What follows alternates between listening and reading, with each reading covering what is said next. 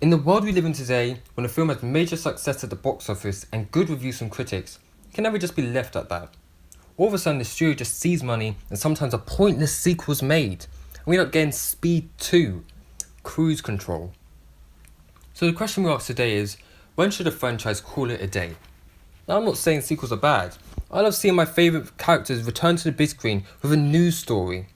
What I don't love is seeing my favourite characters return to the big screen with a meaningless story. For example, XXX, the film of course which starred Vin Diesel, was a great action flick that you could sit back and enjoy. And then we got XXX, State of Union. Seriously, what's up with these crap titles?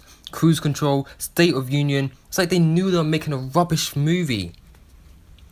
The movie thought it would be a good idea to replace Vin Diesel with Ice Cube and have the plot center around terrorists, corruption and the White House. I mean, what could go wrong? Everything. Everything went wrong. But when is it time to stop? The Dark Knight trilogy is a great example. It ended on a strong note. It could be remembered as a great franchise for years to come. You would not think of it as a franchise that started well but ended up falling flat on its face. Kind of like a Sam Raimi's Spider-Man. But if the franchise has a good film, should it end there or risk another? I think it depends on how the film ended itself. If there's closure to all the characters and the story is complete, then the studio should really consider if another film is necessary, or they should call it quits. Because even how much we moan about how much we want a sequel, it's always nice to have a sequel or a franchise end on a good note, rather than a bad one, and then we end up with something like Die Hard. However, if the story has another chapter that is worth telling, then a sequel should be guaranteed. But let's switch the situation. What if the film franchise has a bad film?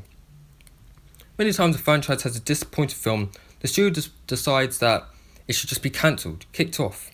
I mean, who remembers Percy Jackson? It was supposed to be the next Harry Potter, but after Sea of Monsters failed, they cancelled the whole thing. This shows that a bad film can end the franchise, but sometimes the studio just can't take the hint. Terminator is the perfect example.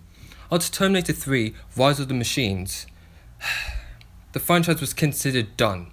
We didn't need salvation. It offered nothing, except for ensuring us that Sam Worthington isn't good in the main role. So of course they tried to fix it. And we got Genesis, which wouldn't be a problem, but they kept on pushing.